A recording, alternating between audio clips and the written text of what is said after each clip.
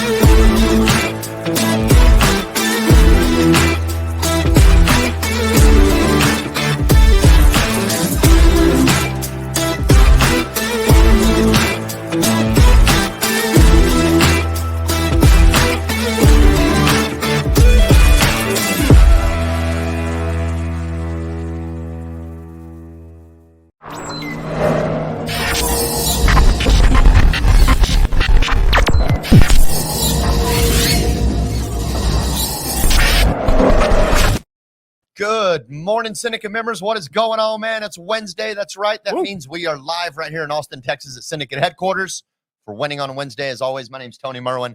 That is the Tower of Power, the king of Facebook groups, and certainly the king of trucking insurance, the man himself, Mr. Joe Campert. Hope you guys are having a fantastic Wednesday. Happy Winning on Wednesday, Insurance Syndicate. Thank you all so much for tuning in. If you can, please let us know in the comments that you can hear and see us over on the Facebook side of things. Looks like we already got a bunch of viewers on here. Yes, What's sir. up, Kimmy? Good to see you. Lily, shout Slim out to Hottie Lily in the house. Hey, Eric Hamadi. What's up, brother? Good to see you. Mr. Wilson's on here as well. Thank you guys, as always, again, for tuning in.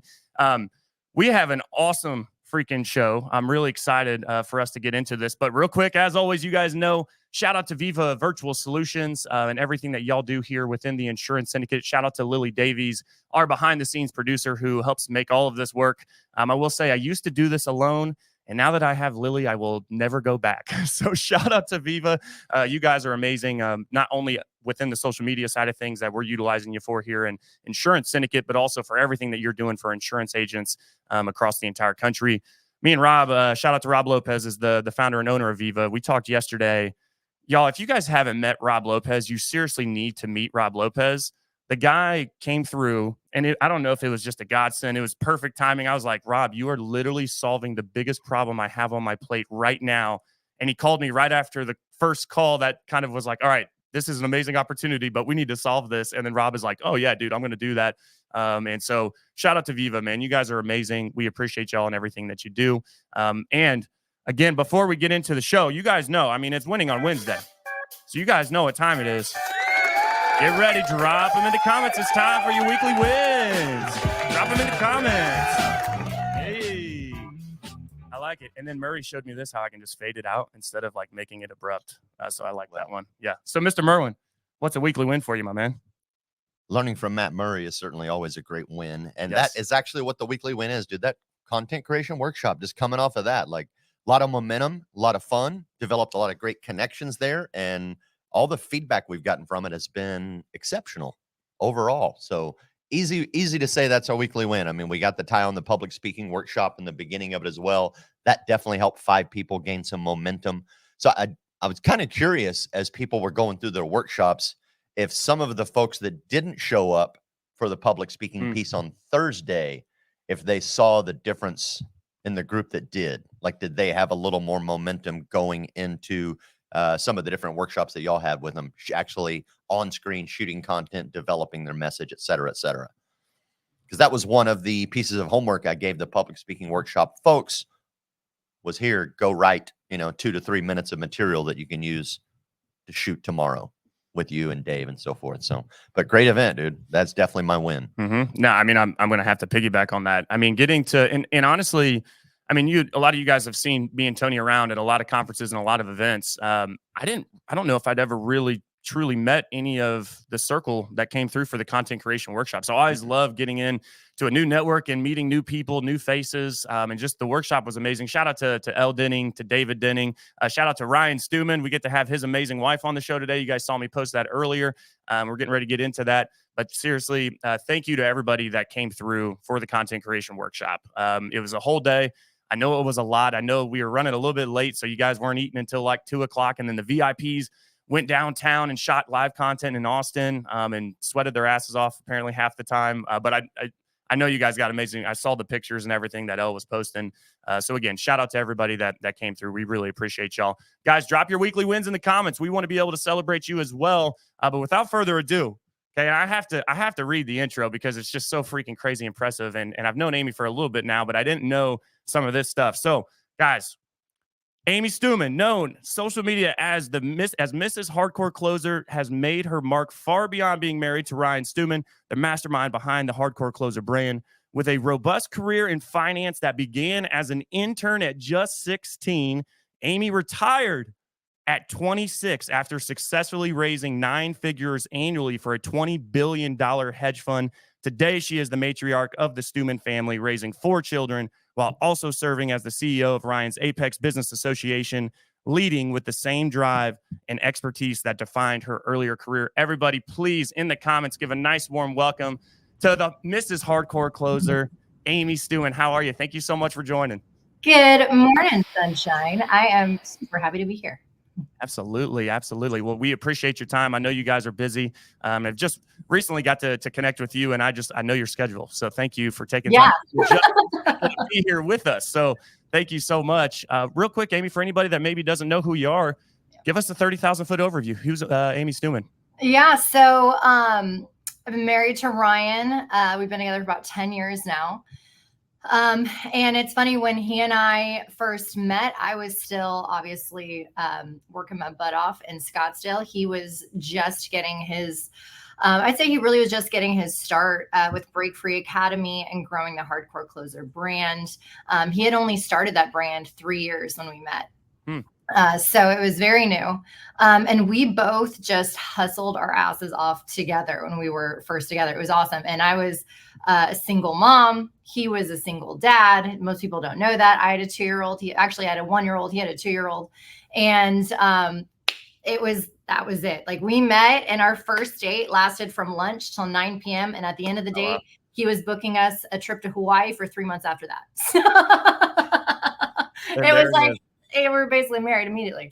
And we just, man, we're like 2 firecrackers. We both just, that spurred my success a lot too, being with him. And then I helped him with his company too. I obviously, wanted to stop working for, a billionaire hedge fund guy. I'm like, why am I making this guy millions of dollars? I want to come work with you. I like you a lot better. So, I mean, it's been a whirlwind. It's been fantastic. And I'm just excited to be here and chat with y'all. It was awesome hanging out with you at MDM. That was an awesome time. Yes, it was. Well, I know Tony, real quick, whipped up some good freaking questions for you. So we're going to go ahead and get right into it, because I want to maximize our time with you, because I had no idea. When you sent me your bio, I was like, whoa, what? Started at 16 and retired at 26. I said, damn, okay, we're going to have to get into this, because I didn't know any of that. Yeah. So Tony, if you want to kind of kick us off, or maybe if you have any, preliminary questions, but I'm excited to get into this. No, just jump right into the beginning, man. What in the world motivates a 16-year-old to become an intern in the financial services space? And how does one even do that at age 16? Growing up, I didn't realize how tenacious I was. I just knew I was like one track mind. If I wanted to do something, I wasn't going to just do it. I was going to bulldoze anyone in my way, and I was going to be the best at whatever that was.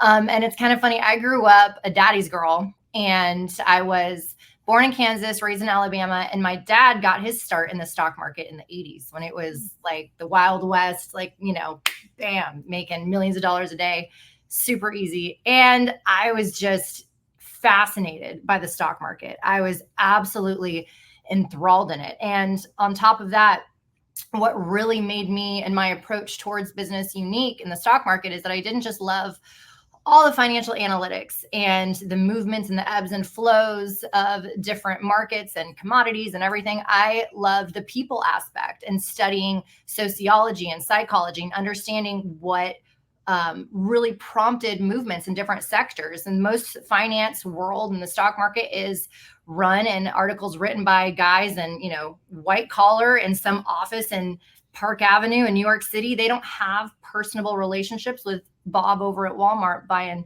taco meat and Coors Light on a Saturday. They're really guessing of why these things are happening. And, it's like the weather. They're right 50% of the time, and I grew being born in Kansas and raised in Alabama. I saw there was so much more of a personal level with the stock market.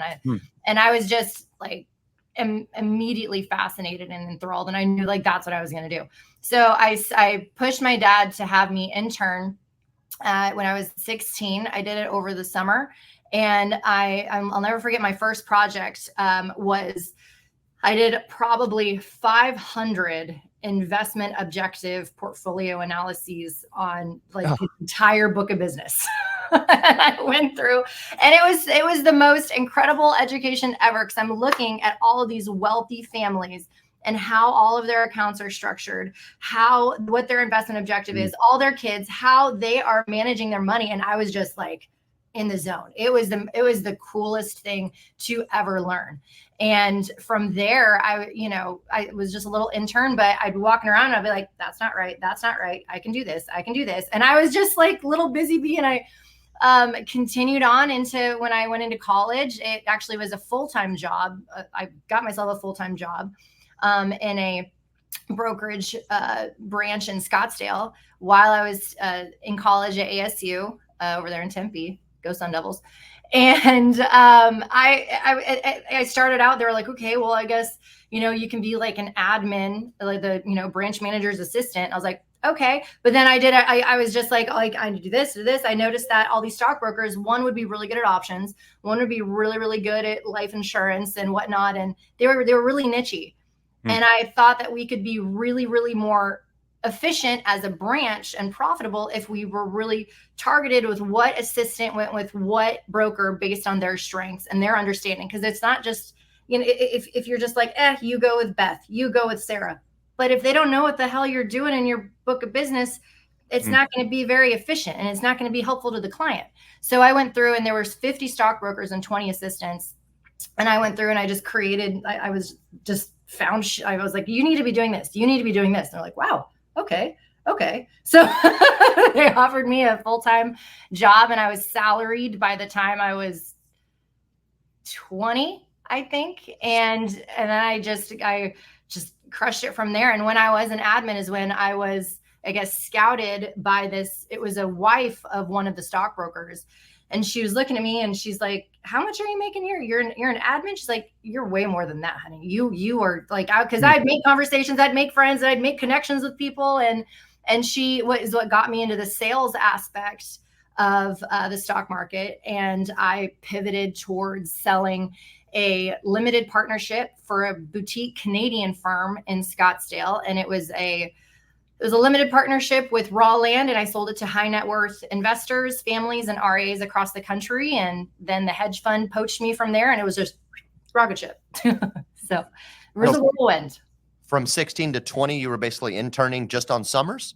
No, it was summers, but then also like anytime I could be there, I was there. And obviously I was a full-time student, so I couldn't be there all the time, but after school, and I'd be there. Obviously, when I went into college, they let me be, have a little, I was really there full time, and it was Scottsdale. So it was East Coast time. So I'd get there at 6:30 in the branch at 6:30. And then I left at 3:30, and then I'd go to my college classes afterwards. So yeah, I was full time ever.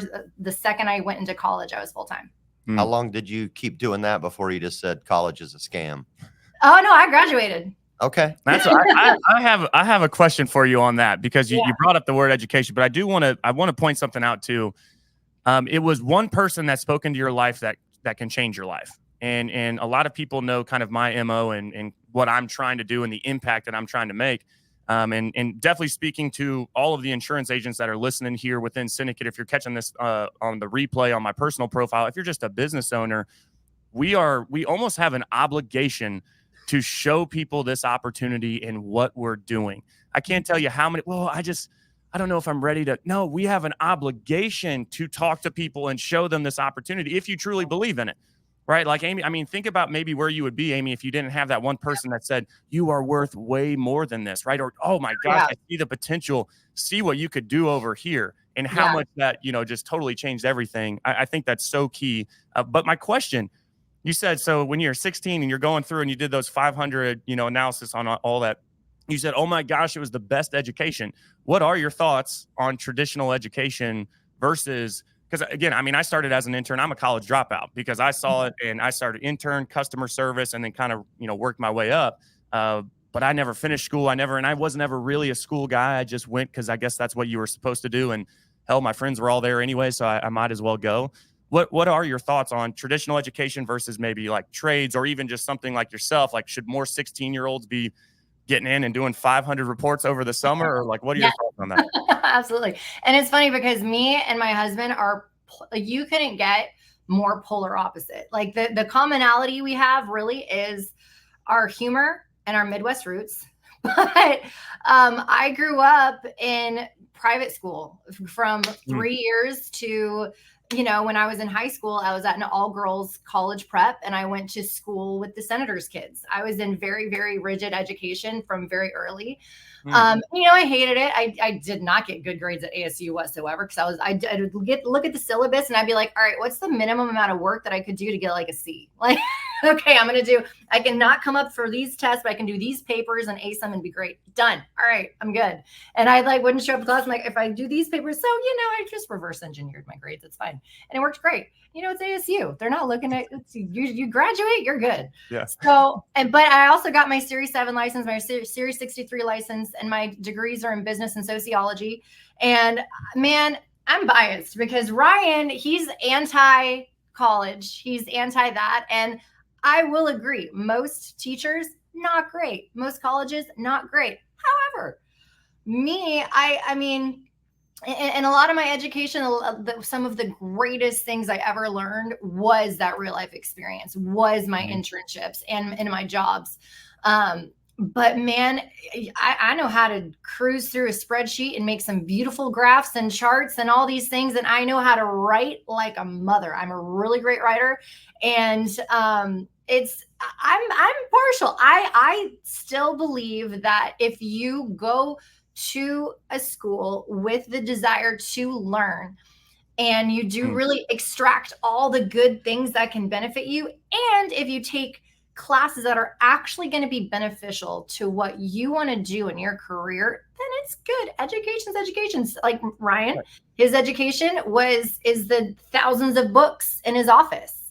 He was his own college. So it's really what you make it. I think the most important thing for a person before they decide they're going to go to college, if they're going to do trade school, if they're going to do a certain industry or a certain niche, is to really identify what their soul calling is and identify what is it that you care about? What is it that what matters to you? I love the stock market. Really early on, I knew that. And so I ran home with that. But so many people, they just go through college, they go through the motions just because they feel like they have to, because their parents wanted them to, and there's no purpose behind it. And so they're taking, intro to music, the Beatles in the 60s, 101 for 4 credits, 3 credits probably. And it's just meaningless and waste of money. But if you actually have your purpose, if you know what you want to do, and you find out what's going to nurture that and propel you forward the best way that it can. And college sometimes can be that.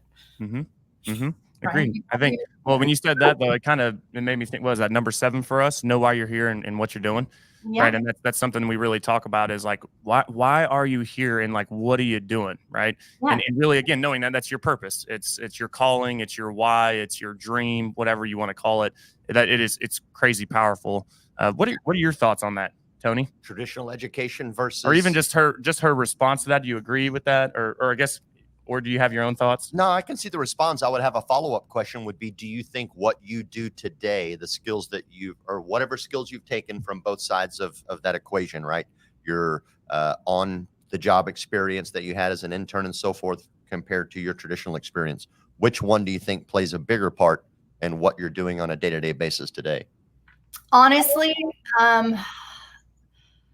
in what I'm doing in my role right now, it would be my real life experience. But I was really lucky to have incredible real life experience. Like one of the other really cool things that I got to do, and this is again, I think when I was about 20, was these two brokers that I was working with. They had New England region car dealers as some of their biggest clients, and we would create these structures for them, and they were reinsurance companies, and that was the vehicle that we used to move their money into an account. And it was actually originated in Turks and Caicos, and I had to go through all of the paperwork of creating these LLCs and creating this company and this company and this company and a shell company. And it was the most fascinating education ever, beyond the fact that I got to really see the inner workings of a sophisticated financial institution and what they require legally, with what they require with letting somebody move their money. I mean, essentially, at the end of the day, all it was these car dealers. You buy a warranty, that money goes into an account, into the Turks and Caicos, and Shelly over there is shopping at Neiman Marcus with that. And I'm like, that's legal? Don't buy a car warranty, first of all. That's my life advice. Never. Yeah. But it was the most incredible education. I'm like, we can do this. This is a thing. And me doing these 30 PDFs and all these paperwork, like, it's okay. Go have fun, Shelly. Enjoy the Balenciaga. Okay. That's crazy. What's the number 9 there? Your one question. It was talking about Culture. What's the culture like in the hedge fund environment? Mhm. Like, Yeah, with so those 50 stockbrokers and those 20 admins, like, what is that culture like? Like, some of us always fantasize like the Wolf of Wall Street culture, right? Right. You got wild parties, they're yeah. throwing dwarves on a wall with Velcro, like things like that.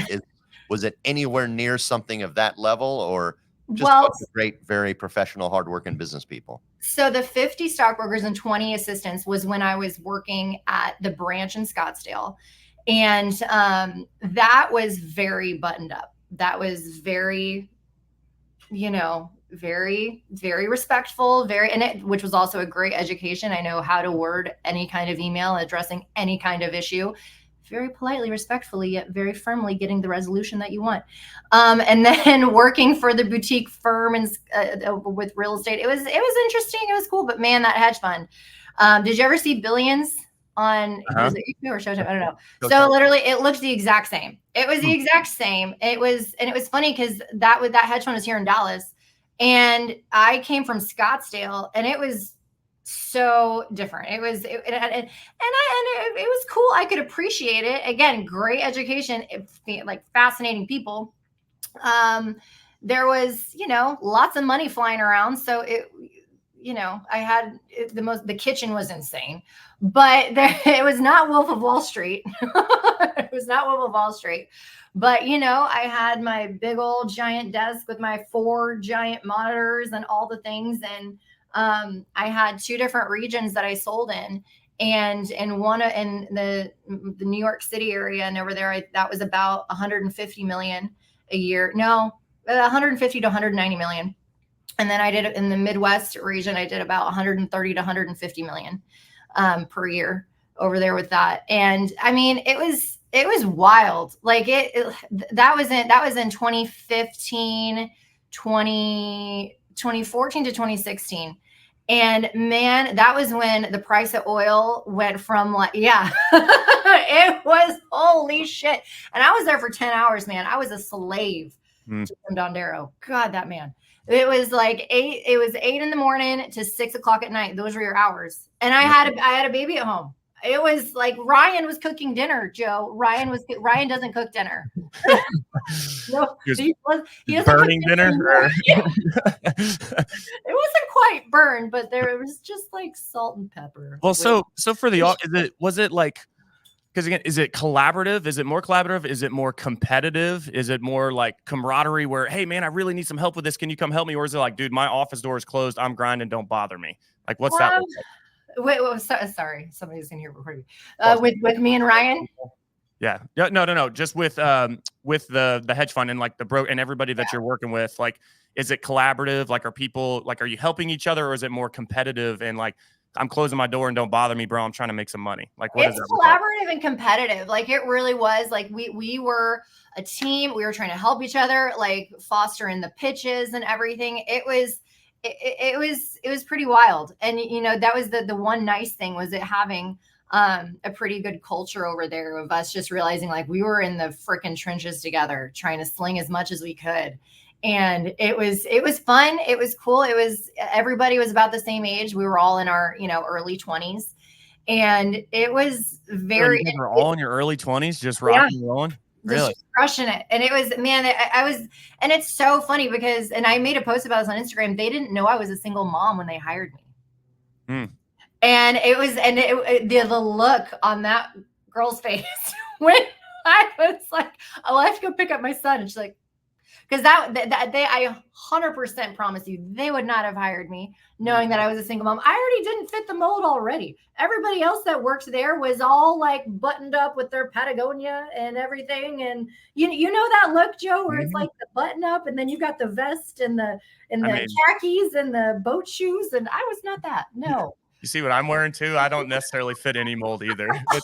My partner Brian is like, they're out of New York, so they're always suited up, looking. They're the sharpest people in the room, and I hop on calls and it's like, what's up? Like rocking my jersey. But it's so refreshing. It's so refreshing. And when I talked to people, that was the thing of what they really wanted from me, and then why they knew I was such a valuable asset. I grew up in those branches. I grew up hanging out with stockbrokers. Those were some of my, like uncles that I grew up with. So selling to them was a piece of cake. I knew exactly how they operated. I knew their protocols. I knew exactly how to get through every gatekeeper, and I made friends with them and everything. It was great. I fostered some awesome relationships until one of the funds that I sold freaking tanked. And I went through, it was the craziest thing I learned, Joe, is in terms of billionaires and what they can do. And I don't know how knock on wood, and I'm not going to get a lawsuit from anybody soon. I don't know how that man has not been indicted by the SEC more. I think he's got one lawsuit right now, but man, what he told me to sell was not what he packaged. And it was like, what the fuck, Jim? Like, it was awful. 2016 sucked, but so very much was, or Billions, you would say, is a pretty accurate representation of 100% and position. So much ego, so much when the price of oil, man, he was so energy heavy. He was so energy heavy in that fund. And we were looking at it, and we were like, what are you going to do? What are you doing? What are you doing? Like, we've all got it on our screens. We're watching it. We're like, what are you doing? He's like, and he like wouldn't budge. So stubborn. And when I'm getting phone calls and everybody's like, what do you do? Like sell little. And I'm like, he's not selling. I don't know what to do. And they're like, what the fuck, Jim? And he's like, haven't they heard of volatility? I'm like, yes. And we don't want to participate in the downside. Like, what are you doing? So yeah. Whew. Well, this is one of the other questions I wanted to ask you as well. So all y'all are in your early 20s, and then I guess you got your button up good old boy, right? Or maybe not. Maybe he was young too, which is maybe where a lot of the ego and stuff came from, or the arrogance. But like, the pressure that was on y'all's shoulders, or it's really just, let's speak specific to you. Like, what was that like being a, early 20s, if not just turning 20, and kind of sitting in that seat, and you got your big desk and your big offices, and you're rocking and rolling and making a bunch of freaking money and hustling, but you got your kid, like, what was the pressure like at that point in time? Or was it, man, I love this so much it doesn't even feel like pressure? Or was it crazy stressful, but the money was worth it? Honestly, the one thing that made me, and this was ultimately why I retired and I was so done, is it started becoming more and more prevalent where people would have these blogs and these blog posts that would be misconstrued as factual articles. And I had this incredible long-short healthcare fund, and their big bullish play in that fund was this brand new cancer technology. It was amazing and it was fantastic. Well, Joe Blow over in Maryland writes an article about how it doesn't work, and it wasn't true. It worked, but everybody takes that for, gold, like it's true. Oh, well, somebody wrote an article about it. It has to be true. And so much volatility, so much phone calls and stuff where I'm like, no, it's not true. Well, he says it's true. It's not true. It totally messed with the ebbs and the flows of the stock market. So much volatility was spurred by just people lying about stuff. Like what really originally spurred any movement in the stock market, whether a company was good or bad, whether an idea was good or bad, was no longer what drove prices. It started having this historical shift right around, I would say it began in like 2013. And by 2016, it was just awful. It was rampant. And I read article after article of all these men in there that had been doing the stock market forever. Just like, I'm out, man.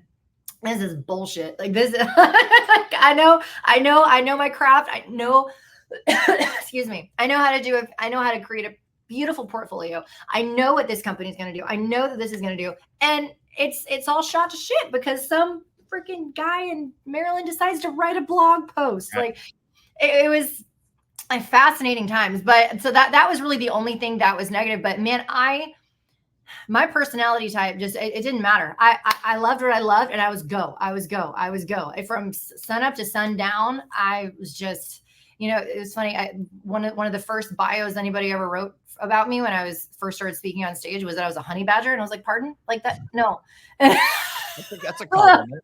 I know. And I'm like, I don't know if I like that, but I mean, it's fucking true. It's true. It's true. It's true. I'll take it. I prefer just call me tenacious. Okay. But so I thrived in that environment. I really did. And I was so competitive, and it takes a certain breed of human to be able to withstand that stuff, especially being female, especially, having fake boobs. And especially I had bleach blonde hair back then. And I was just the anomaly. I'm like, what the hell are you doing here? And you're a single mom. You do not, this does not make sense. Do you think, did that become a thing? And is that a thing where people are purposely writing misleading articles to tank 100%. stocks or to create doubt? And I feel like this is probably super fascinating to you because you mentioned that obviously you're finance and sociology. So it seems like the psychological drivers that make something move the needle in some direction is probably what really excites you, right? Yeah, 100%. And understanding, understanding what prices are going to move, what's going to change, and what's going to move in the market based on people and what they want, what they don't want. Storms come and go by Home Depot. Like there's simple things like that where you can really be the predictor and be one step ahead, looking at all of these shifts and all of these changes and just being really intentional. And I thought that was a huge gap in the market. Well, that's predominantly men, right? Finance, you think of some white dude that's 50 over there with his buttoned up shirt, So having that really empathetic vantage point was super valuable. Because I would read these articles and I'd be like, you're wrong. That's not going to happen. And so I should have, I'm married to Ryan Stewman. I should have made a finance blog or something back in the day. But it was, I can't imagine how rampant it is now. I try and not look at the price of oil anymore. But this is about 10 years ago, and I was done with it. So I can't imagine. I know it's awful now because it was awful then, and people absolutely write intentionally false articles just to manipulate movements. Think about it, we see them doing it in other areas. Right.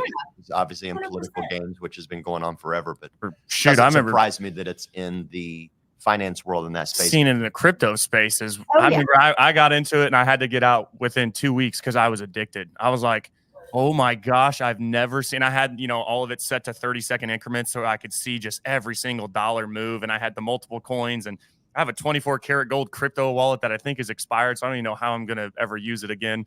I think I used it one time, but I was addicted to it. Like, I'd never seen money move like that. I'm like, oh my gosh, that's like 50 ether. Like, wait, how much is that? And I'm like, oh my God. And you would see it go. And then what do they call them? Like the whales or something, the whale, or whatever, the big chunk just goes and you're like, shit, there goes all my money. But then they're like, I want to get it back. I was so hooked on that. Real quick, you said something super important. I want to ask you this. When you were selling, I grew up in these branches. I know these people. I've spent time with them. you knew how to sell to them. So my question for anybody that's listening is, do you know your ideal client avatar? Right. So like when you're going to sell people, are you trying to sell them right out the gate, or are you trying to get into the branch? And are you trying to see how they do business? Are you trying to see what they do outside of business? Are you trying to learn maybe more about their family? And I think that's the psychology piece and everything that's kind of building into that, which is so important to understand, because people want to be sold to like how they want to be sold to, right? Like it's, Exactly. and I think so many times we go in, let's say we're trying to create a referral partner or whatever on the insurance side, and I see a really good opportunity, and within the first 30 minutes on the first date, right, I'm just ramming insurance down their throat, and they're like, oh my gosh, like this dude is like, I'm out, right? You don't ever see him again. But maybe if all I do is ask the right questions and figure out who they are and what they do and what they like, right? And so what would be a couple of tips? We'll say 2 to 3 tips. We'll call them tips, but whatever. Take it wherever you want with it. For anybody that's listening, we'll keep it broad at business owners on how to get more, I guess, included or more internally involved with potentially those clients that they want to sell to, whether that's insurance, whether that's life, whatever. We have a bunch of different types of listeners. What are a couple ways that you kind of got your foot in the door outside of just working there? Like, what are some tips? Like, man, like, guys, dude, you should do this one event. It killed it. I got so many business cards from it. What are a couple of things? I mean, the biggest thing that led me to foster the relationships that I did and be as successful as I was that I truly lived and breathed by the philosophy of, I'm not selling you anything. You have a business, you have needs, and I'm offering a solution to different problems that you currently have. I'm offering solutions to things that are going to make your business grow, that's going to make your clients feel more comfortable with their portfolio, that it's really going to provide a really valuable solution for you. When you emphasize the solution and not a product, it's, I mean, game over, because everybody's got problems. And if they don't have problems, there's always room for improvement. And so just really, really showcasing the solution or the way that you can benefit them. Everybody wants to be helped. Everybody, well, not everybody wants to be helped, but everybody sees the need for growth. Everybody wants to make more money. That's 100% fact. And if they don't, they're probably not your right client. Exactly. Yeah. And everybody wants to save money, right? With insurance, you save money on this policy, but you don't even need that in that policy. Let me get you this. This actually is something that you're going to utilize with what you have right now with the needs of your family. It's going to be a cheaper rate. When you actually really understand your client, understand their clients and their certain niche, if they're in a certain neighborhood, if they're in a certain part of the country, maybe they over in Florida, they're going to have crazy storms. Insurance over there is bananas. We had some houses in Ocala, and I mean, dude, the house insurance over there is insanity. I'm like, we're out. I'm done. I know. Thank you. And it's happening here in Texas too. I'm not ready. Yeah. Like, with this building, I'm like, I don't, yeah, it's crazy, man. But just really understanding that, in this day and age, people are awful to each other. Being a friend to somebody, everybody always, nobody's opposed to having a friend. If you're a friend to somebody and you're going to help them make more money, help them save money, and provide a solution for them, game over. Easy conversations. Yep, 100%. What's another question you got on there, Merwin? Or you have your own notes on there? One that I was just thinking of a little bit ago. Might as well take advantage of the brain since we got it on camera. There's an argument running around that people are bickering over, because that's certainly what everybody is doing. And I don't want to make this political, but curious, is it inflation that's driving up prices, or is it corporate greed and price gouging? In your opinion? I think that companies want to be wholesome. Companies want to, do good for people, but they've got a bottom line. And if they can increase their bottom line with a certain thing, then they're going to do that. We saw that with the price of eggs.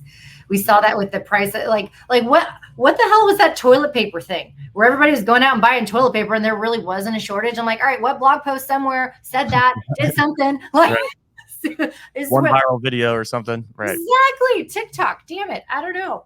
But I mean, at the end of the day, business is business. And I think it's a huge combination. I think inflation is awful. And at the same time, with the political climate that we're in, companies absolutely are taking advantage of it to a certain degree. And and at the same time, they're also being allowed to do that. Mhm. right? There's no conversation about that, but we're looking at the prices of things and we're like, what? That doesn't make any sense. So I think it's definitely a combination of both. Yeah. Seems like the markets are always super volatile during an election period, especially lately in the Mhm. last few election cycles that we've had. Yeah. What is it, just the uncertainty of what the next idiot that gets in office is going to do, that they don't know what to do? They don't know which direction it's going to go, where they should put their money. Is there Yeah. some other reason why the market bounces a little more I think during times like this?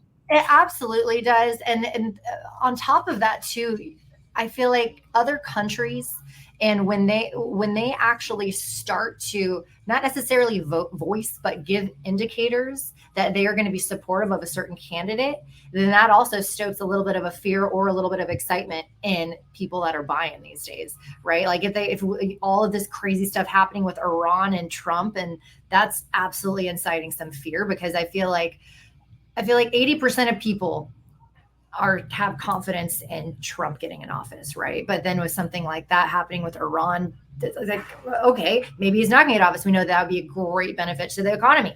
So then, okay, well, so it's there's so much, there's so much that where the media plays into it too. Right. But in my personal opinion, with recently what we've seen, I think it's when countries come out and show indicators of who they're going to be backing is what's, I mean, Drives it. yeah. It's crazy with Russia and everything. Oh my gosh, it's so hard not to be pessimistic about this. But I always tell Ryan, like, honestly, I think the world has always been like this, and countries have always been like this. We're just able to talk about it more candidly on social media. And Right. Yeah. Now we're all connected through the internet, so we just receive more information about it. But it's always been the same game. 100%. Yeah. Which I think understanding where we're at too, right? And anybody, again, listening, like, this is not I think some people would like start to shy away from this because they hear a president's name or something, but specifically for people in insurance, like, this is all pertinent information. Now, not to say that you need to splurge it all over your social media, but you should understand like what's going on, because again, it just goes back to what we were just talking about, is knowing who you're selling to.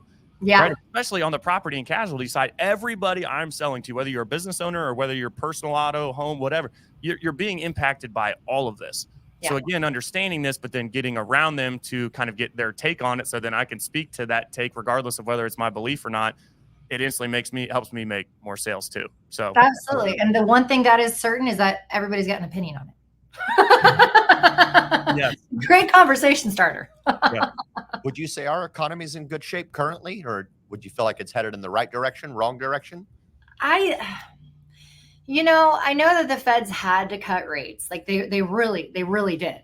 But at the same time, I feel like prices, I mean, holy cow, the price of real estate in Dallas right now is insanity. Mm-hmm. It's crazy. Well, especially where y'all are at too, up in North Dallas. Yeah, it is crazy. And so there's, you gotta have optimism in the folks in charge, and that they know what they're doing. But honestly, I really, I know that the economy would fare better if they continued to cut rates, and certainly we don't want them high. But at the same time, I really hope that they don't just keep on just slashing, because that's just going to spur so much more instability. I really want, I think that the one thing that is always certain is that there will be volatility. And if you swing so high in one direction, I mean, it's just going to get wild. The economy is not great at all right now. The economy is terrible right now. And so that Fed rate cut made it headed little more in the right direction, but there's so much more regulation that needs to be passed. There's so much more specifically in trade that needs to be passed for us to really get it in the right direction. There's so much more in the nuts and bolts of everything going on with this country that needs to happen, specifically politically, for us to really get on a better track towards a better economy. But it's just like buckle up. Right.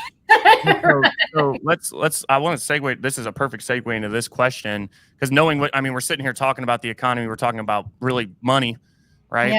Yeah. So for somebody that maybe is crazy enough to want to do it right now, what advice would you give to somebody who's looking to get into the financial space? especially considering today's market. Yeah. Or just run the other way, dude. Like talk to my boy Joe, do some insurance or something. Or I know, so somebody wanting to invest specifically career-wise. Career-wise. Yes. I think the biggest advice and the biggest misunderstanding is in terms of finance, specifically the stock market. It is huge. There are so many niches, and there are so many different investment vehicles. And the most fascinating thing I learned working with the people that I did growing up is that not like you can't just find a financial advisor and think that they're gonna just look at your case and know what most suitable investment it would work for you and your portfolio. No, people are really have their blinders on. People are only good probably at like one or two things. There's a guy that's really good at mutual funds, or a guy that's really good at options. Like you really need to be specific in what you want to be a part of. Ryan's just singing to death metal over here next to me. It's totally fine. But I think really doing your research, really looking at what you enjoy and what you like. There's so many different avenues. There's so many different industries. There's so many different niches with finance. And finding something that you truly are fascinated by and have an interest in is so key. Otherwise, you're just going to hate your life, because there's so much that can be unenjoyable if you don't like what you're doing. You're going to get stuck day in and day out. I mean, especially becoming a financial advisor. I mean, back in the day, when I was there in that branch, it was hard to get your book of business going. So hard to get new clients. In the day and age of E-Trade, why would I pay you some of my return if I can just keep it all? And I can Google, How'd you get new clients? How'd you do it then? Relationships. Yeah. Relationships, and being somebody cool that you want to hang out with, that you want to have take you to dinners, and again, offering a solution. Well, you don't have to worry about that. I can worry about that for you, and I'll just give you a check. I like that. Being the solution oriented person that you want to have that you enjoy having a conversation with, and so when they call you, you want to pick up the phone, because you're gonna have a good conversation that's also gonna have a little bit of business with it too. Hi, this guy. You guys trying to take my woman? What up? Absolutely. What up, Stewman? This guy. What's up, fellas? What's going on, brother? Hey, go one level deeper on that, Amy, because you talked about relationships. How do you create the relationship? Like how did you get in front of the people to foster that? It depends, because with stockbrokers and with the stock market, I mean, everybody has happy hours. Everybody has happy hours. The big thing that I did, over here for the most part. Yep. Well, the big thing I did, is renting a room at a private room in a steakhouse, and doing the presentation bit and whatnot. But really getting your foot in the door, and especially now in the day and age of social media. Right. That is in my opinion, the best way to do it. And just, I think the word authentic is used so often nowadays that people don't really understand what it means. I think a lot of people are afraid to be authentic. People are afraid to say what they really think about something, afraid to really portray their personality. But the more you portray your unique, weird thing that I don't know, the more you portray your humor and your just reality of, here's my 3-year-old, we're potty training, you know what I mean? Just being a person, showing humility. And people are attracted to that. People want to do business with somebody that's honest and authentic. And that it's a magnetic quality, because that also is going to relay in the business that you do with them. You know what I mean? If they're just real and honest with me here, I know that's what it's going to do with our business. And maybe they're not actively putting those pieces together, but subconsciously 100%. That's what they're doing. Yep. Yes. 100%. You got any parting questions there, Merwin? I was wondering, you had mentioned earlier, and we're kind of diverging from our arc at the moment, but you had mentioned earlier that the gentleman that ran the hedge fund, he was packaging in items that you were selling that weren't really what you were selling or describing.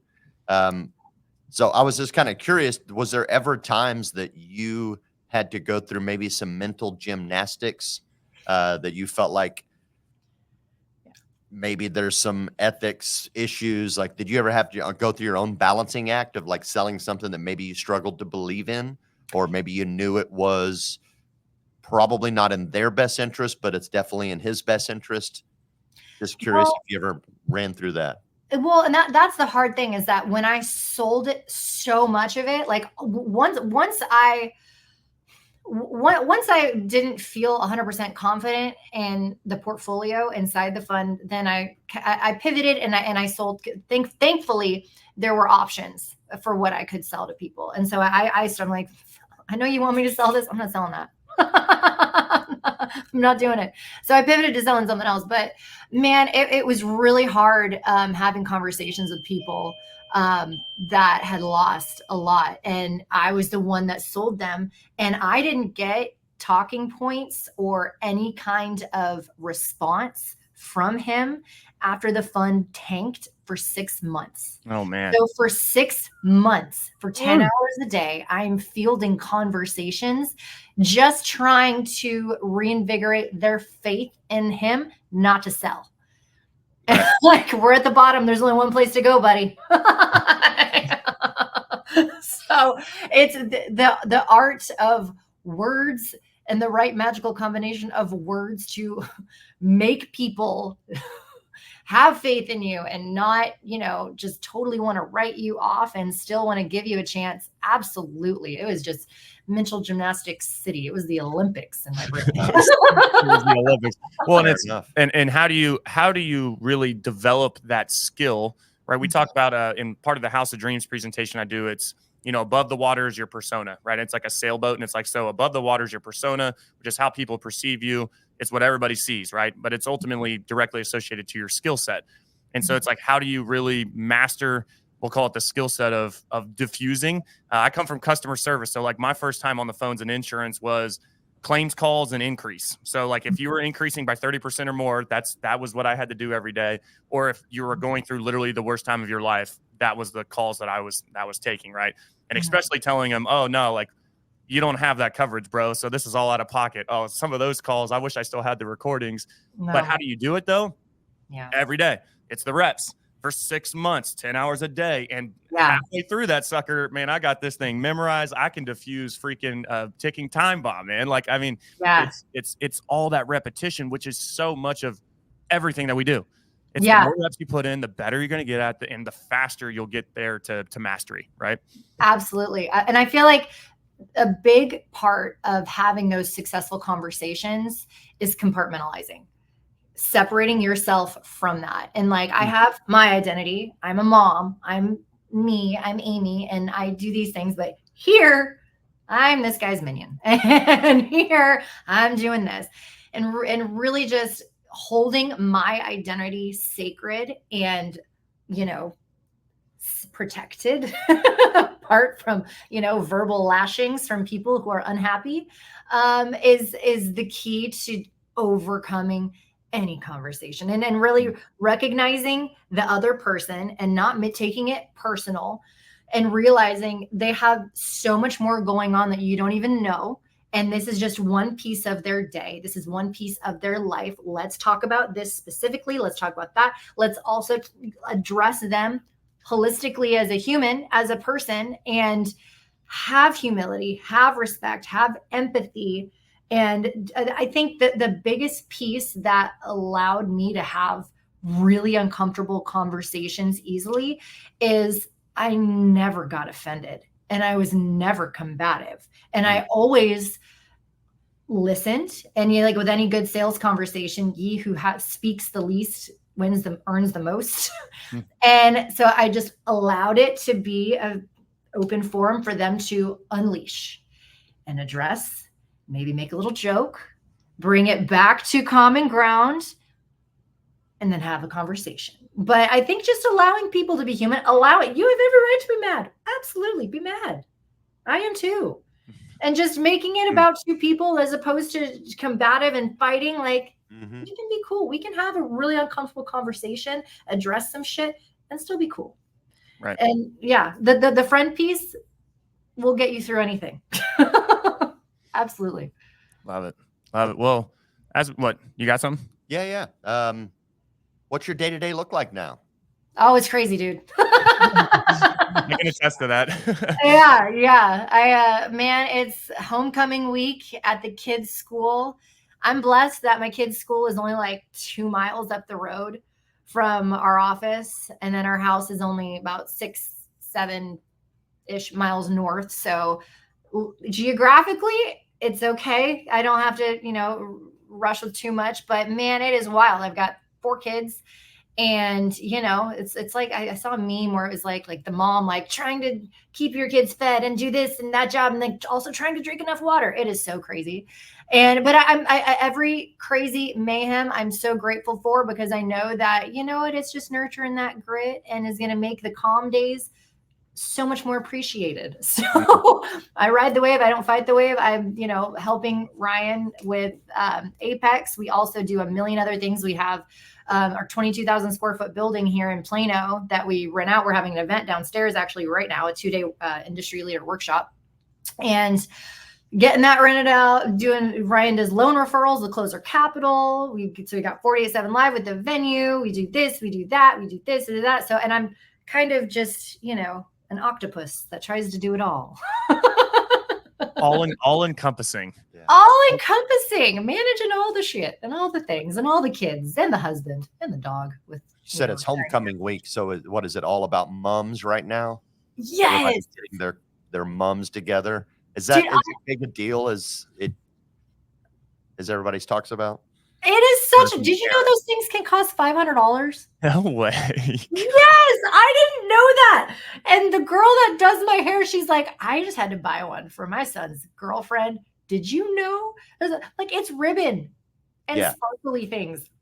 Right. Let's get into that business, Joe. Well, how do we get true into that? shit. What are we doing, y'all? We're gonna change this to the mum syndicate. We're all gonna get money. It's a seasonal job, so we'll do insurance outside of mum season and homecoming. Well, real quick, last question for you, Amy. And I like asking you this question because you've gone through a lot in a very short period of time. Ultimately, right? When you look at the grand scheme of things, like where you started to where you are now, it hasn't been that long, but wow, look at the ride, right? When you look back, is there anything that you would ever change in the last however many years? Let's go back to 16 to now, right? Is there anything like is there a moment that sticks out to you like, man, I wish I would have changed that, or man, that experience was so invaluable, I wouldn't have changed anything? Curious to hear on that. I think the biggest piece that I wish that I would have held stronger to, and I think this is prevalent to just about everybody nowadays, is to really hold your ground when you're in adversity with people, situations, things. Being a female in the industry that I was in, I got so much even the most small, just pushback and freaking hell sometimes of people just automatically assuming that, well, because she's a female, I don't think that she's that smart. I don't think she knows what she's doing. I'd get the appointment, but wouldn't necessarily get the business because, I got a cute face, but they don't think that I'm that, people judge people so heavily these days. And so many times I would let that truly impact my self-worth and my ability to just go out there and do what I needed to do. And I wish that now I'm like, I'm like steel. But back then, and granted the age has something to do with it, but back then I was really susceptible to people's opinions of me and their judgments of me. And nowadays, Ryan's covered in tattoos and whatnot. And so people sometimes will think that he doesn't know a lot about business. And that was one thing that we could both relate to hugely. But I mean, I love what you do with, you have your whole brand based around being the unconventional insurance guy, and it's awesome. And so just having that identity, being really, really true, no matter what the hell anybody else says, no matter what judgments are forced upon you, just really holding true to your identity, who you are, and however you want to make your business, you make your business. And honestly, the more unique it is, the more attractive it is, the more you are just truly true to yourself and what you want and your soul calling and how you want to operate is so powerful. And to not just fall victim to people wanting to put you in a box, in their little box. You know what I mean? Right. I think that's, if I could go back to 20-year-old me, that would be huge. That would be life-changing. But I still did pretty damn good. So yeah, I'm happy with that. Love it. Love it. Go ahead and close us out, Mern. This has been freaking amazing. Thank you so much, Amy. Yeah. Absolutely. Thanks for taking time. We really appreciate it. And certainly a lot of great information in there, man. This is going to be a good rewatch out there for you. So if you missed any of this, make sure to catch the rewatch in the featured tabs. Obviously, it's going to go on YouTube as well. But thanks everybody for tuning in, and certainly thank you, Amy, for taking some time out of the day. Let's go, y'all. It's the peak of the week, right? It's Wednesday. The week is not over. Put the gas down, finish strong, and then ultimately you are the solution, not the salesman or the saleswoman. We appreciate y'all. Everybody have an amazing rest of your week. Thanks.